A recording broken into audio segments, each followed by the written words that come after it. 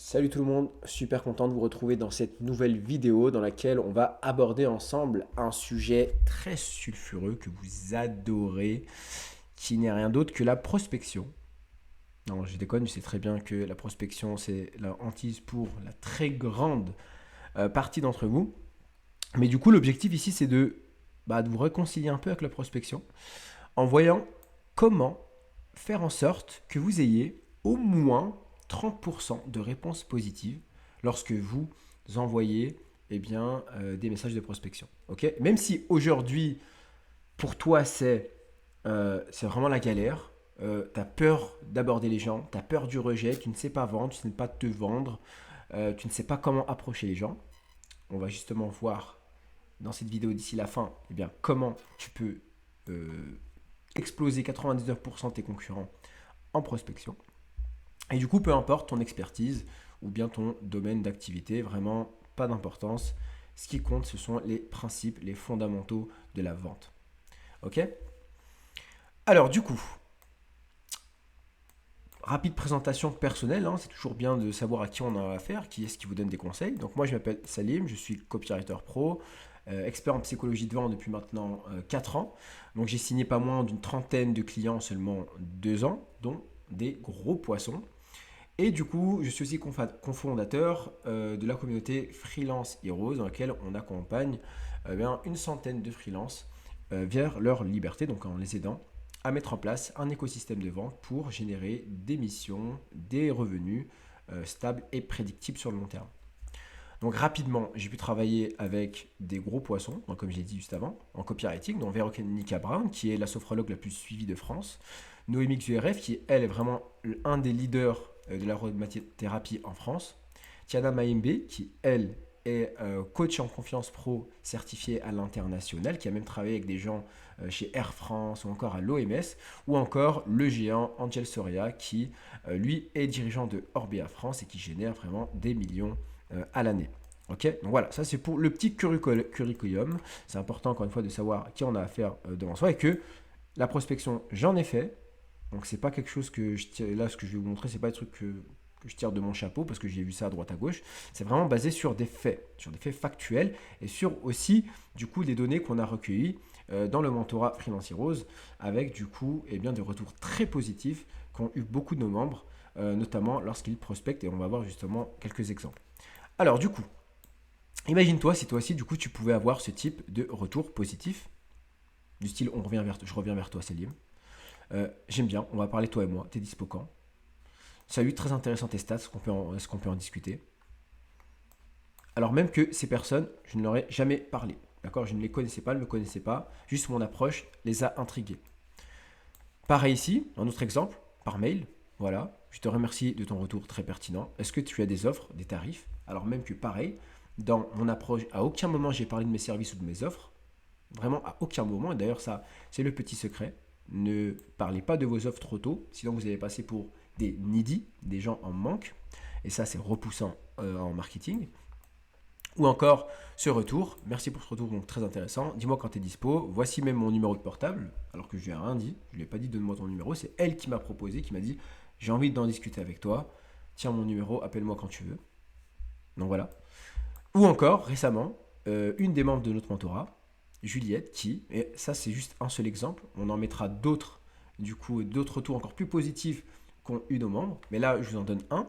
Juliette qui, elle, avec les méthodes de prospection qu'on lui enseigne, a ce type de retour. J'adore, c'est super original, c'est bien la première fois que je vois ça. Pourrais-tu me joindre un site web portfolio? Ok. Alors qu'avant, justement, la prospection, c'était vraiment pas son truc. Elle était terrifiée à l'idée d'aller, du coup, entre guillemets, déranger les gens. Et justement, cette approche-là, on va en parler. Mais d'abord, pourquoi est-ce que du coup, aujourd'hui, très certainement, si tu es comme la plupart des freelances, pourquoi est-ce que tu galères à avoir des retours positifs? Eh bien, très souvent, la raison, ce sont les suivantes. De un, tu ne sais pas comment prospecter sans forcer. Peut-être que ton approche, en fait, tu regardes en fait ce qui se fait à droite à gauche, ce que te disent les marketeurs du web, tu essayes de les copier et finalement, ça ne fonctionne pas. Les gens te foutent des vents. Ok, tu te prends des retours négatifs. Tu as peut-être même tout testé, rien. On te fout des vues, ou bien on te répond jamais, ou Au mieux, on refuse en disant sèchement non, je ne suis pas intéressé. Donc ça, c'est peut-être ta situation aujourd'hui. Mais pourquoi du coup est-ce que c'est vraiment inefficace? Là, on va rentrer un peu plus dans les détails. Très certainement que tu ne connais pas la psychologie de ta cible. Ça, malheureusement, on n'en parle pas beaucoup, du coup, dans le marketing game, sur les réseaux, notamment les coachs business. Je ne sais pas pourquoi ils n'en parlent pas. Peut-être justement parce qu'ils ne savent pas vraiment, ne connaissent pas ce domaine. Mais la psychologie en vente, c'est le pilier numéro un. C'est 90% de la réussite. C'est connaître la psychologie de vente, connaître la psychologie de sa cible pour justement derrière avoir une communication persuasive, savoir ce qui déclenche les clics, ce qui déclenche les abonnements, les achats, ce qui fait réagir les gens, ce qui les captive, ce qui attire leur attention dans un monde de plus en plus où l'attention est plus volatile. Donc peut-être que tu ne connais pas ta cible. C'est l'une des plus grandes raisons pour laquelle aujourd'hui ta prospection ne marche pas.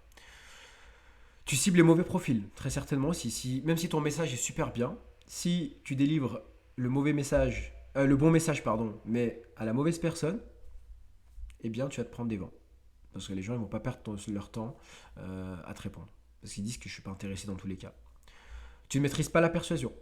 Là encore, la persuasion en marketing, c'est un des piliers capitaux.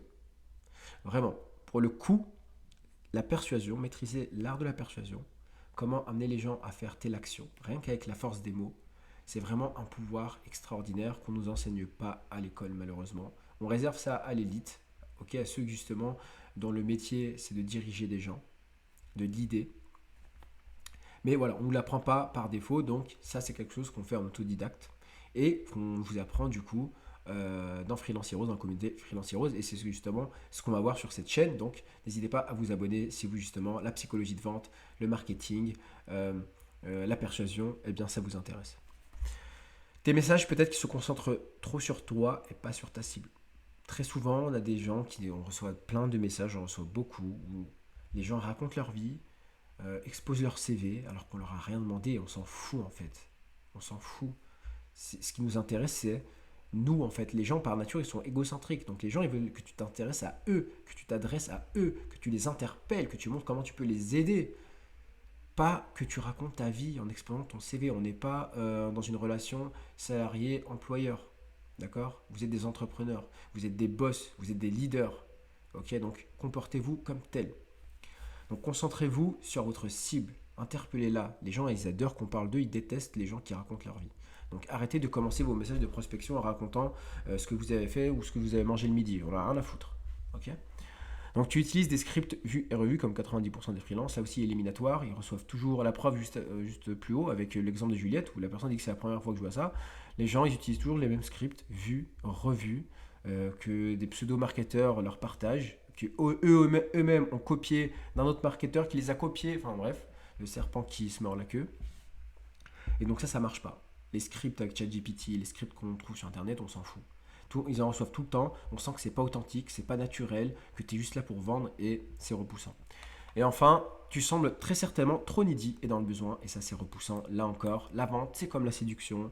Un mec qui court derrière une fille qui insiste trop, qui fait des déclarations un peu osées, trop insistant, c'est un red flag. Lui, c'est un gros pervers, il veut juste une partie de olé olé, ça ne m'intéresse pas. Donc c'est repoussant, c'est abject. Quel pervers. Et bien c'est exactement la même chose en vente. Quand tu prospectes, c'est exactement ça, c'est de la séduction. Tu approches une personne. Et donc, il faut surprendre, il faut s'intéresser à la personne qu'on a en face et pas juste raconter sa vie ou être trop pushy, montrer que tu es en manque de clients, que tu n'as pas d'argent et que tu veux absolument signer, peu importe les concessions. Ok? Montrer que vous êtes des entrepreneurs, que vous n'êtes pas tout le temps disponible. Montrer que vous avez vous aussi des conditions, que vous fixez vos propres conditions pour travailler avec des gens, que vous ne travaillez pas avec n'importe qui et que votre temps est précieux. Et je vous garantis que si vous faites ça, vous allez avoir beaucoup plus d'autorité, être plus impactant, et donc les gens vont s'intéresser à vous et à vos services. Ok? Donc voilà. Et justement, on va voir quelques exemples de tout ce qu'il ne faut pas faire. Alors là, c'est l'exemple de deux messages de prospection. Alors pour mettre le contexte, c'est une collègue qui m'a partagé du coup ces messages de prospection là qu'elle a reçus parce qu'elle travaille avec une grande une grande entreprise, il me semble que si je ne me trompe pas, de e-commerce qui du coup vend des produits à la de mode et qui j'y brasse des millions. Donc vraiment, c'est une entreprise forte croissance qui brasse des millions. Donc on va justement voir ces exemples-là de messages de prospection qu'a reçu cette marque. Donc je suis consultante SEO rédactrice web spécialisée dans le référencement naturel. Bon bah, cool ta vie. Donc là, tu vois, on commence directement à parler de soi-même au lieu de s'intéresser à la personne. Donc ça, c'est pas bon. Très intéressé par le zéro déchet, préservation de nos paysages, je souhaiterais collaborer. Ok, c'est cool. Pouvons-nous échanger? J'ai pas de temps à perdre. Ce que je peux vous apporter, audit SEO, rédaction, intégration, création d'articles de blog, etc., etc. Donc là, quel est l'intérêt pour cette entreprise de faire appel à cette consultante SEO? Aucun. On ne voit pas en fait la promesse. C'est quoi la promesse? C'est quoi le gain potentiel? Pourquoi est-ce que je devrais faire appel à elle? Donc ça, c'est pas bon. Pas de personnalisation. On sent qu'elle a envoyé ce message-là à plein d'autres clients en fait potentiels, à plein d'autres prospects. Donc il n'y a pas de personnalisation et on n'a pas envie de répondre. Donc ça, c'est pas bon. Ce type de prospection, c'est un classique et pourtant ça ne marche pas. Vous pouvez envoyer des centaines de messages comme ça, vous allez soit vous prendre des vents, ou soit des gens qui vont vous recadrer sèchement en mode je suis pas intéressé, vire de là. Deuxième message, encore pire, qu'a reçu cette même entreprise. J'admire sincèrement les efforts que vous avez investis dans la création de votre boutique et la définition de votre niche produit. Ça, c'est un classique. Hein, on sauce un peu le prospect faussement. Ça se voit que c'est pas vrai. J'admire sincèrement les efforts. Ça se voit que c'est du copier-coller. Cependant, il semble que vous n'obtenez pas les résultats escomptés. Ou ça c'est éliminatoire. Elle brasse des millions à l'entreprise, comme je vous l'ai dit juste avant. Et la personne, je ne sais pas d'où elle sort ça, qu'elle ne génère pas les résultats escomptés. Qu'est-ce que t'en sais? Je brasse des millions, frère. Qu'est-ce que t'en sais que j'ai pas de thunes? Probablement à cause d'un tunnel d'analyse, un tunnel d'analyse, je sais même pas ce que c'est, qui n'est pas optimisé pour l'engagement et les conversions. N'importe quoi. Donc là, déjà, c'est éliminatoire, la personne ne va même pas continuer à lire la suite. Donc ça, c'est tout ce qu'il ne faut pas faire. Ok. Connaissez votre cible. Si vous ne connaissez pas votre cible, si vous écrivez, vous envoyez des messages pas personnalisés, qui ne sont pas pertinents pour la cible, vous allez vous faire dégommer. Ok. Autre exemple, cette fois que j'ai reçu sur LinkedIn. Alors, du coup, en sachant que moi, à la base, je suis copywriter. Alors, bonjour Salim, LinkedIn peut être le levier le plus intéressant pour développer votre business et apporter de nouvelles opportunités, mais demande beaucoup de temps. Ouais, ok, cool. Expert dans la prospection chez les indépendants à TPE à optimiser leur stratégie et à booster leur croissance. Soyez-vous disponible pour discuter de vos prochains cours? Là aussi, c'est un message générique. Ça donne pas envie de répondre. La personne par direct de LinkedIn peut être le levier. Je m'en fiche en fait, tu vois. Voilà. Là, par contre, ce qui aurait été intéressant, ça aurait été par exemple de voir si j'avais posté des éléments sur LinkedIn, d'ailleurs des posts, dire tiens, j'ai remarqué que t'as fait quelques posts, c'est cool, mais t'as pas forcément eu beaucoup d'engagement. Est-ce que tu souhaites développer ton LinkedIn ou pas? Là, j'aurais eu envie de répondre parce que je vois que la personne a fait un effort de s'intéresser à moi, à ce que j'ai fait, et du coup, elle a fait le lien entre ce qu'elle va éventuellement proposer comme offre et ma situation. Et là, c'est ok. Alors que là, pas du tout. Là, c'est un message générique, ça donne pas envie de répondre. Là, du coup, c'est vraiment, je crois que c'est le pompon sur le couscous. Où là, du coup, pareil, là, c'est un copywriter en plus. Et pour le coup, petit aparté, si tu es copywriter et que tu regardes cette vidéo, si tu es copywriter mais que tes prospections sont éclatées au sol, c'est un red flag, c'est encore pire qu'une personne qui n'est pas copywriter et qui prospecte mal. Parce que pour le coup, un copywriter, son travail commence dès la prospection. Vous montrer si déjà il est persuasif ou pas par l'écrit, s'il sait persuader, s'il sait convaincre, s'il sait scotcher l'attention. Là, du coup, on a quand même. Voilà. Donc, plus de clients, plus de temps libre et une meilleure qualité. Ça veut rien dire. On ne sait pas de quoi il parle. Déjà, pourquoi mettre un titre dans une formule, dans un message? Pourquoi mettre un titre? C'est pas un mail. Donc, bonjour Monsieur Salim, au moins il est poli. Alors, je suis rédacteur web, SEO et copywriter, tout comme vous. Ok, continuez la lecture, je vous prie. Déjà, je vous prie, on sent, comme je vous ai dit juste avant, on sent la neediness, le manque, le besoin. S'il vous plaît, je prie, s'il vous plaît, lisez jusqu'à la suite. J'en peux plus, il me faut des clients, lisez. Donc forcément, ça donne pas envie. Donc je sais à quel point la rédaction peut être énergivore, surtout quand les commandes s'accumulent. Ouais, bon après ça dépend qui. Je veux dire, si t'es un copywriter usine, oui, mais bon, si t'es un gros copywriter, t'as peut-être juste 2-3 demandes par mois. Entre les deadlines serrés et les exigences clients, difficile de tout gérer sans créer son temps de la qualité, ouais. Et si vous pouvez déléguer une partie de votre charge de travail en gardant la même qualité, c'est, on sent encore une fois, je pense que vous aussi vous le voyez, mais on sent que c'est du copier-coller, que c'est pas travaillé, c'est peut-être même ChatGPT ou je sais pas. Et voilà, ça c'est l'exemple de tout ce qu'il faut pas faire en fait. Après, l'exemple par contre, le fait de proposer un test gratuit sur 3 articles, ça c'est intéressant pour le coup. D'accord? Ça c'est intéressant parce que du coup la personne ne prend pas de risque. Soit elle réussit, donc elle apporte des résultats, soit elle réussit pas. Mais maintenant en fait c'est quoi le but? Parce que je suis copywriter, pourquoi me faire des articles? Je ne vois pas trop d'intérêt. Donc voilà, mais ce type de message, il ne faut pas, surtout pas le faire. Ok. Et donc du coup, cela étant dit, maintenant que vous avez vu ce qu'il ne faut pas faire, voilà ce qu'il faut faire dès aujourd'hui, pour dépasser les 30% de réponses et générer les 2-3 calls qualifiés par semaine. Donc déjà, ce qu'il faut faire, c'est ce que ne font pas 80%, 99% des freelances. Ok. Forcément, si vous faites la même chose que les autres, vous allez passer inaperçu, vous allez vous fondre dans la masse. Donc ce qui va être important, ça va être justement doser des approches, on va dire, contre-intuitives, qu'on ne voit pas, qu'on ne voit que très rarement, et casser les codes. Donc ça, c'est très puissant. Orienter ton message d'approche sur ta cible, donc pas sur toi, comme on a vu avant, raconte pas ta vie, concentre-toi sur ta cible, sur sa situation actuelle, sur les bénéfices potentiels.